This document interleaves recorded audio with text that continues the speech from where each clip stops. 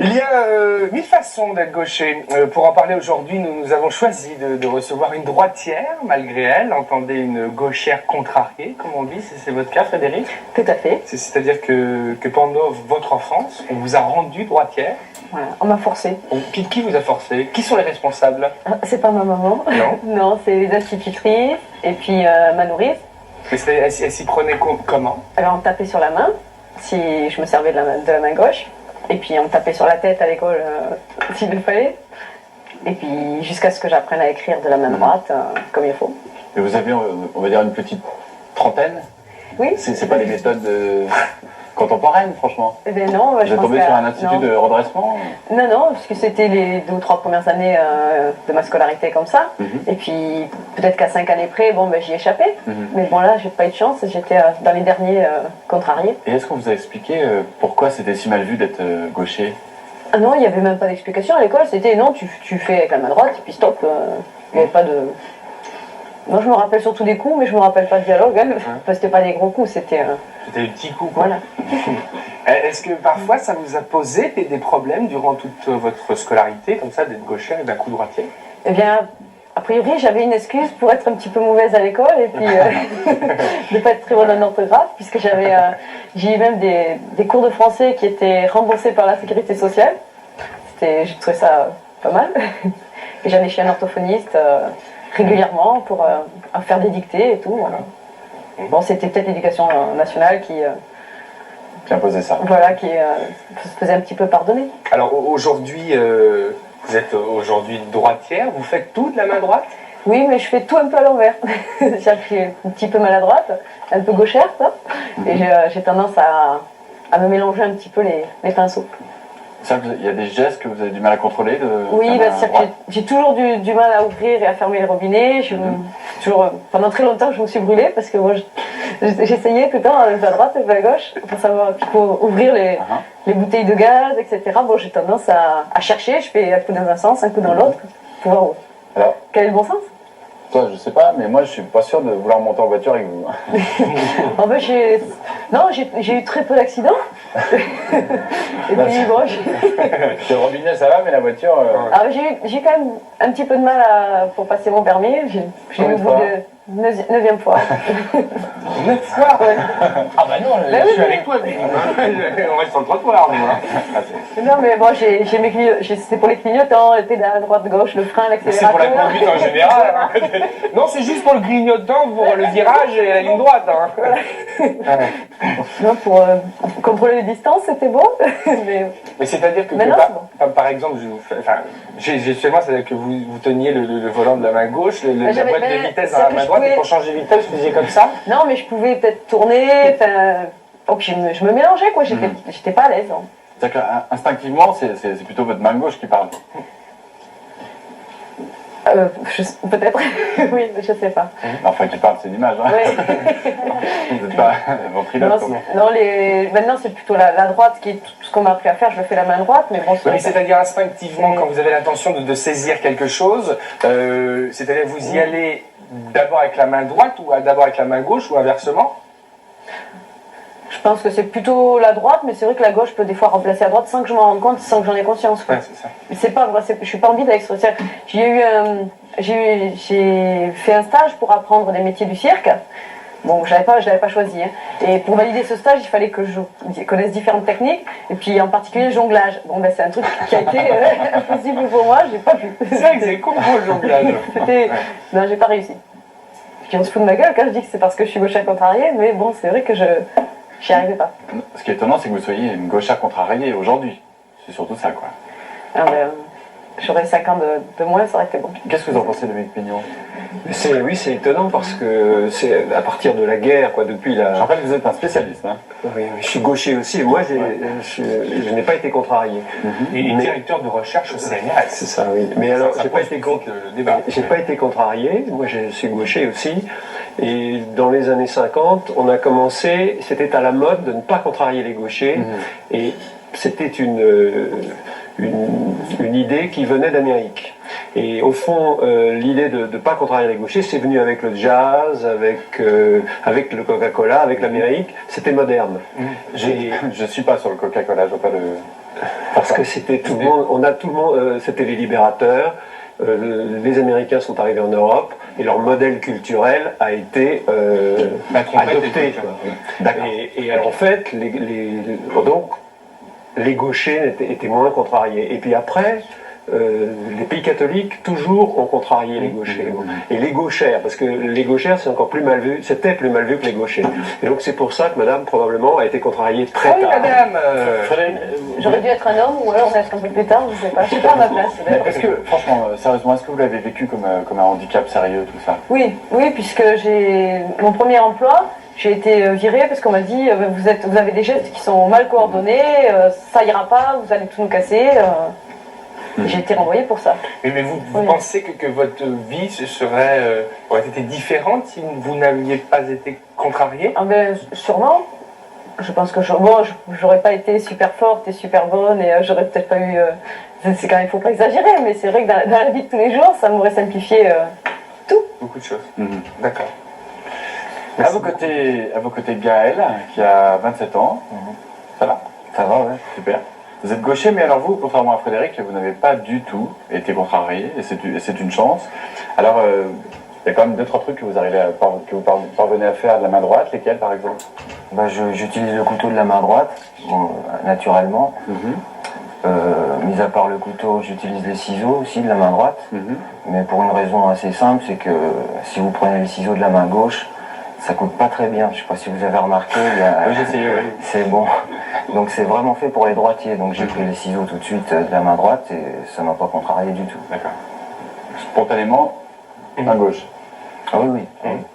Et vous faites également de la musique. Et ça vous pose des problèmes? Je pense pas, je pense que c'est plutôt un avantage. Vous jouez de quel instrument? Je joue du piano et du saxophone. Alors c'est des instruments qui... On a vraiment besoin des deux mains pour en jouer. Donc j'ai commencé le saxophone vers 9 ans, à 9 ans même. Et j'ai pas eu de problème, ressenti de problème du tout. Et le piano vers 13 ans. Et ça m'a pas gêné du tout. J'ai même envie de dire que je suis plus à l'aise de la main droite que de la main gauche au piano. Est-ce qu'on peut avoir votre main droite et votre main gauche? Ah ouais. Merci. Ah ouais, c'est dingue. Vous vous dites que c'est un avantage également dans le sport. Quel sport vous pratiquez? Moi, je fais du foot et du tennis. Alors au tennis, on dit souvent que les gauchers ont un avantage, je sais pas exactement pourquoi, mais c'est évident qu'on a beaucoup plus de droitiers en face de nous. Donc quand on est gaucher, il faut essayer de tirer parti de ça et jouer sur la difficulté d'adaptation du droitier face au gaucher. Donc il y a l'effet de surprise au départ. Une fois que l'effet de surprise est passé, de temps en temps j'essaye de jouer comme un droitier pour perturber. C'est-à-dire que vous essayez de tout mettre sur le revers de l'autre, en gros? D'entrée, oui. Ouais. Vous êtes vicieux. Non, mais c'est normal. Il peut arriver que le revers soit plus fort que le coup droit. Et pour le football, d'être gaucher, c'est vraiment un avantage? Déjà, pour tirer les coups francs, oui.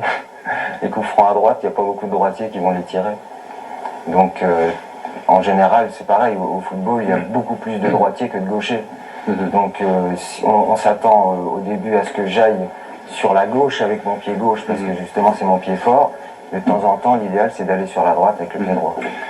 L'analyse de Dominique Pignon sur ces sportifs de haut niveau, notamment les escrimeurs, évidemment les tennismen, on dit que c'est un avantage pour eux d'être gaucher. Pourquoi? Ah oui, il y a cet aspect dépaysé, surprendre l'adversaire, mais il y a quelque chose de plus, parce que les gauchers sont pas tout à fait faits pareil que les droitiers. En fait, c'est parce que les gauchers, pas tous les gauchers, il y a des gauchers maladroits, mais parmi les gauchers adroits et habiles, souvent ils sont plus habiles et plus adroits que les droitiers. Et en particulier, ils sont plus rapides pour la perception de l'espace, pour bouger leurs mains après avoir perçu l'espace, après avoir regardé une scène. C'est d'ordre cérébral. Oui, c'est d'ordre cérébral parce que si vous voulez, le contrôle, leur cerveau est divisé, tous les cerveaux sont divisés en deux, et la perception de l'espace, elle est dans le cerveau gauche. Et dans le, pardon, vous voyez, je me trompe. Elle est dans le cerveau droit. Et la main habile des gauchers, elle est contrôlée, c'est inversé, la main habile, la main gauche, elle est contrôlée par le côté droit du cerveau, alors que chez les droitiers, elle est contrôlée par la main droite est contrôlée par le côté gauche. Ok. Comme ça. D'accord. Et alors les gauchers... Comment? J'ai rien compris. Excusez-moi, mais... Voilà, le cerveau en fait est inversé. Et ça veut dire que la main gauche, tout le système cérébral qui contrôle la main gauche, il est là. D'accord. À droite. Okay. Et chez les droitiers, il est là à gauche. Et ce qui se passe, c'est que le cerveau aussi perçoit, analyse les images qu'on reçoit par les yeux, et dans l'hémisphère droit. Et les gauchers, leur main est proche de l'endroit où s'analysent les scènes visuelles. D'accord. Ce qui fait que c'est très rapide. Perception de l'espace. Voilà. Et les gauchers, en général, dans les sports très rapides, sont plus rapides que les droitiers. Par exemple, et plus les sports sont rapides, plus il y a de gauchers parmi les champions. Par exemple, en escrime, au fleuret, qui est très léger, le fleuret c'est très rapide, il y a plus de gauchers qu'à l'épée, qui est un peu plus lourde, et plus de gauchers qu'au tennis, où c'est quand même plus lent. Et au tennis, les gauchers, c'est ceux qui jouent un jeu rapide, c'est-à-dire qu'ils montent au filet. Comme le ping-pong? Comme le ping-pong. Mais là, c'est difficile de dire qu'il y a beaucoup de gauchers, parce qu'il y a une telle dominance des Chinois et des Asiatiques, et la gaucherie est tellement réprimée dans les pays asiatiques qu'on ne peut pas voir. Mais par exemple, il y a 25% de gauchers dans les tennisman de haut niveau, et puis il peut y avoir jusqu'à 100% de gauchers dans les finales d'escrime. Donc ça, je dis, enfin attention, il ne faut pas dire que tous les gauchers sont plus habiles que les droitiers, mais parmi les plus habiles et les plus rapides, eh bien les gauchers sont avantagés. Et pour être une gifle qui va plus vite, le droitier ou le gaucher? On ne sait pas. Ça, on ne sait pas par contre. En tout cas, je vais me mettre à l'escrime. D'accord. Gaël, les gauchers apparemment, j'en suis, je le sais, tout est fait pour les droitiers en fait dans la vie. Bah oui, mais moi ça m'a, enfin, je sais pas, ça m'a jamais dérangé. Ah bon? Au contraire, j'ai toujours trouvé que c'était un petit avantage d'être gaucher, ça permet d'être un peu différent. Et en voiture, ça vous pose également des problèmes? Non, non. Non, vraiment pas? Non, ça me pose pas de problème, c'est simplement que si je veux freiner du pied gauche, le pied gauche est un peu plus lourd. Enfin, donc, ne rentrez pas tous les deux. Je conseille d'avis, prenez le bus, franchement. D'accord. Alors, Dominique, vous dites des gauchers que c'est la plus importante, mais aussi la plus ignorée des minorités culturelles. Qu'est-ce que vous entendez par ignorer? Ça veut dire qu'on les connaît mal ou... Ça veut dire que pendant longtemps, on les acceptait pas et c'était mal. C'est pas qu'on les connaissait mal, mais c'était mal d'être gaucher. En fait, depuis tout le temps, depuis plusieurs milliers d'années, c'était mal d'être gaucher. Et il y en a beaucoup, puisqu'il y en a à peu près entre 10 et 15%. C'est-à-dire, par exemple, en France, il doit y avoir quelque chose comme 6 millions de gauchers. Et c'était le cas dans toutes les civilisations? Alors, ce qui est curieux, c'est que dans toutes les civilisations, il y a à peu près 10% de gauchers, et depuis tout le temps. On ne connaît pas, en plus de peuples, où il y a une majorité de gauchers et une minorité de droitiers. On a l'impression que c'est un phénomène général. Et on a même des indications qui montrent qu'il y a 100 000 ans, les hommes préhistoriques étaient aussi droitiers, mais il y avait quelques gauchers. Et en fait, c'était mal parce que c'était la minorité, parce qu'on se servait, tout le monde, la majorité des hommes et des femmes se servaient de la main droite. Et donc c'était mal. Il faut être dans la norme. Dans la norme. Et on a vu avec Frédéric qu'il y a des gauchers contrariés. Est-ce que vous pensez que ça peut avoir des effets secondaires par la suite? En général, si vous voulez, oui, c'est déjà une espèce de répression. Vous disiez qu'on vous tapait sur les doigts, on donnait des coups sur la tête. Ça peut être même encore plus pervers. J'ai connu des exemples où on attachait la main droite avec un fil de laine dans le dos. C'est-à-dire que c'était pas vraiment attaché, mais il fallait pas casser le fil de laine, la main gauche, pardon. Il fallait pas casser le fil de laine parce que c'est la mauvaise vin, etc. Vous voyez? Vous êtes là quand même pour faire le point et pour expliquer, on ne plantez pas parce que déjà on ne comprend pas le mot. Alors en fait, on peut voir la répression des gauchers. Par exemple, il y a des pays où on réprime beaucoup les gauchers. Au Japon, c'était très très mal vu d'être gaucher. Dans les pays catholiques, c'était très mal vu. Dans les pays anglo-saxons, protestants, c'était moins mal vu jusqu'à présent. Ce qui fait qu'il y a beaucoup de gauchers en Amérique. Par exemple, on en voit beaucoup dans la rue. Quand on les observe, on en voit moins en Italie, et il y a une époque où il y avait 1% de gauchers, si vous voulez, dans la population, parce que tous les autres étaient contrariés. Et alors vous me posiez la question, est-ce que ça fait des troubles? Oui, souvent ça fait des troubles. Alors c'est d'abord difficile. Quel genre de troubles? Déjà, les gauchers, enfin les petits-enfants, par exemple, on leur dit dis bonjour à la dame, ou dis bonjour au monsieur, ils ont tendance à tendre la main la plus habile, et donc la main gauche, donc ça va pas. Alors déjà, on leur dit ça va pas, c'est la confusion, ils rougissent, ils se sentent coupables. Donc on introduit une culpabilité. C'est mauvais d'être gaucher. Et ensuite, c'est pas normal. Donc ça peut introduire des troubles. On dit aussi, à ce moment-là, le gamin ou la gamine qui refuse de se plier à ça, on dit c'est mauvais caractère, mauvaise tête, ça va pas du tout. Et donc ça crée une différence qui peut aller, alors ça peut rester comme ça, sans importance. Si les enfants sont réprimés, on leur apprend à se servir de la main droite, en général ils apprennent très bien, exactement si vous voulez comme les pianistes, droitiers apprennent à jouer du piano avec la main gauche, ils sont habiles. Mais ça peut créer des troubles comme on peut se mettre à bégayer, on peut avoir des troubles de comportement. D'accord. Aujourd'hui quand même, soyons réalistes, les gauchers sont quand même beaucoup mieux acceptés. Oui, en Europe, oui. En Europe, ouais. Vous avez écrit un livre là-dessus qui s'appelle La main sauvage, qu'on a un peu de mal à trouver au jour d'aujourd'hui. Pourquoi la main sauvage? Parce que c'est la main, c'est la part animale qui a été vue par les droitiers. La main gauche, c'est la part animale. C'est la main non civilisée, la main du diable, la main liée au sexe, au diable, à l'enfer. Et donc sauvage, et parce qu'on a pensé aussi que les hommes étaient droitiers, et les animaux ne sont pas droitiers. Donc au fond, ils étaient du côté des animaux, les gauchers. D'accord. Une dernière question, avec les filles, c'est mieux d'être gaucher ou droitier? Peut-être que c'est peut-être mieux. D'être gaucher? C'est vrai? Je t'avais dit. Vous avez un appel à faire? Oui, j'ai un appel à faire, c'est pour des études du CNRS sur la manière dont se transmet le fait d'être gaucher. Et donc les parents qui sont tous les deux gauchers, une gauchère et un gaucher, et qui ont des enfants, ou gauchers ou droitiers, peuvent... Il n'y a pas d'arrangement. Voici Zelda. Ouais.